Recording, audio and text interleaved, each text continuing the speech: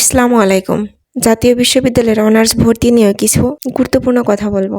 জাতীয় বিশ্ববিদ্যালয়ের অনার্স প্রথম বর্ষ ভর্তি পরীক্ষা নিয়ে অনেক শিক্ষার্থী দুশ্চিন্তায় আছে।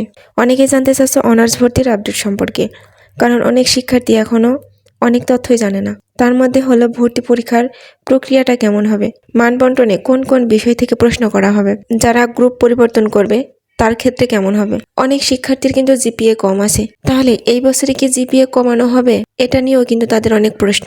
অনার্স যে ভর্তি পরীক্ষাটা নিবে সে ভর্তি পরীক্ষার পাস মার্ক কত হবে।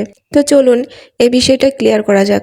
এখনো পর্যন্ত জাতীয় বিশ্ববিদ্যালয় কোনো প্রকার অনার্স ভর্তি পরীক্ষার আপডেট নিয়ে কথা বলে নাই। কেবলমাত্র একটা বৈঠক করেছিল ভর্তি পরীক্ষা নিয়ে। ভর্তি পরীক্ষা কেমন হবে, কত তারিখে হবে, মানবন্টন কেমন হবে, এটা নিয়ে তাদের মতামত এখনো প্রকাশ করেনি। তবে ধরে নেওয়া হচ্ছে এই সকল আপডেট খুব তাড়াতাড়ি পেয়ে যাবো আমরা সবাই।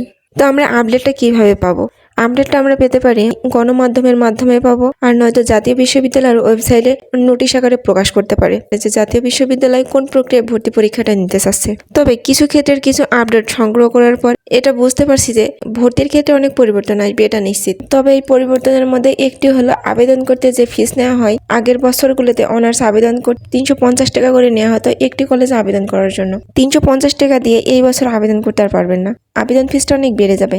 যেমন ধরেন বিভিন্ন ইউনিভার্সিটির আবেদন করতে প্রতি ইউনিট প্রতি কিন্তু আলাদা আলাদাভাবে টাকা দিতে হয়। আবার আপনি মনে করেন একটা ইউনিভার্সিটির আবেদন করবেন বা আরেকটি ইউনিভার্সিটির আবেদন করবেন, সেক্ষেত্রেও কিন্তু আপনাদের আলাদা আলাদা টাকা দিতে হয়। আবার অনেক ইউনিভার্সিটি আছে যেগুলোতে প্রাথমিক আবেদন করতে টাকা লাগে, আবার প্রাথমিক আবেদনে সিলেক্ট হলে চূড়ান্ত আবেদন করতেও কিন্তু টাকা লাগে। সেক্ষেত্রেও অনার্স ভর্তি আবেদন করতেও কিন্তু বেশি টাকা লাগবে। কারণ হলো জাতীয় বিশ্ববিদ্যালয়ে যে ভর্তি পরীক্ষাটার আয়োজন করছে তাদেরও তো একটা খরচ আছে, এই খরচ কিন্তু তোমাদেরই দিতে হবে।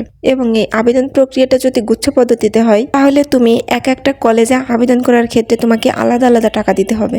আগে কিন্তু অনার্সেই একবার আবেদন করলে বাকি অনেকগুলো কলেজ আপনি চয়েস দিতে পারতেন।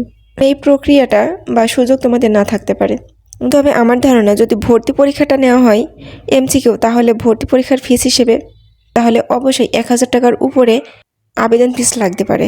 আবার যখন কলেজ চয়েস দিবে তখনও কিন্তু আলাদা করে টাকা দেওয়া লাগতে পারে। যদি জাতীয় বিশ্ববিদ্যালয়ে এই গুচ্ছ সিস্টেমে যায় তাহলে অবশ্যই শিক্ষার্থীদের জন্য বেশি টাকা খরচ, এটা 100% নিশ্চিত থাকেন। তো দেখা যাক জাতীয় বিশ্ববিদ্যালয় কোন পদ্ধতিতে তোমাদের ভর্তি পরীক্ষাটা নেই। এখন মানবন্টন নিয়ে যদি কথা বলি তাহলে সেটা 2014-15 সেশনের যে পরীক্ষার ব্যবস্থা ছিল তখন প্রশ্ন ছিল বাংলা থেকে, ইংরাজি থেকে, সাধারণ জ্ঞান থেকে বা গ্রুপ কিছু বিষয় থেকে কত নাম্বারের মধ্যে পরীক্ষা হবে। এটা কিন্তু চেঞ্জ হতে পারে যে কোন বিভাগ থেকে কত নাম্বারের প্রশ্ন হবে।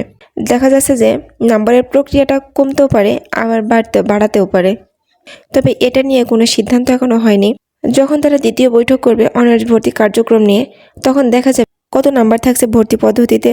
অনেক শিক্ষার্থী আছে যারা ভর্তি পরীক্ষার প্রস্তুতি নিছ, তারা অপেক্ষা করো জাতীয় বিশ্ববিদ্যালয়ে কোন প্রক্রিয়ায় ভর্তি পরীক্ষার সিদ্ধান্ত নেয় সেটা দেখো।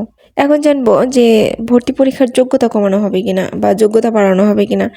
তো সেই ক্ষেত্রে বলবো অবশ্যই তোমাদের যোগ্যতা কমানো হবে, কারণ এবছর অনেক শিক্ষার্থীরই কিন্তু এইচএসসি পরীক্ষার রেজাল্ট কিন্তু খারাপ হয়েছে। সেক্ষেত্রে অনেক শিক্ষার্থীর জিপিএ কিন্তু কম আছে।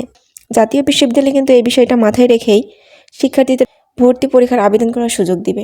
এর আগে জিপিএর ভিত্তিতে ভর্তি করানো হতো, আর এজন্য জিপিএ 7 পয়েন্ট অথবা 6.50 ছিল। বিজ্ঞান, মানবিক ও ব্যবসায় শাখা এসএসসি ও এইচএসসিতে মিলে 6.50 অথবা 7 পয়েন্ট দরকার হতো। এখন কমানো হবে, কারণ এখন তো পরীক্ষা হচ্ছে। জিপিএর মানটা কমিয়ে কিন্তু অনেক শিক্ষার্থীকে আবেদন করার সুযোগ দেবে।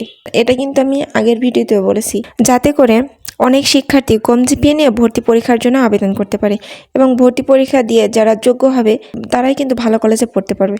অনেক সময় দেখা যায় শিক্ষার্থীর জিপিএর মান কম আছে এসএসসি এবং এইচএসসিতে, জিপিএর মান ভালো নাই, তবে দেখা যাচ্ছে যে অ্যাডমিশন ভর্তি পরীক্ষায় ভালো রেজাল্ট করেছে। সেক্ষেত্রে তো সে তার পছন্দ মতো কলেজ সিলেক্ট করতে পারবে। তবে ভর্তি পরীক্ষাটা এমসিকিউ পদ্ধতিতে হবে, এটা কিন্তু আগে ঘোষণা করে দিয়েছে যে এই ভর্তি পরীক্ষাটা কোন প্রক্রিয়ায় হবে। ভর্তি পরীক্ষাটা অবশ্যই এমসিকিউ পদ্ধতিতে হবে।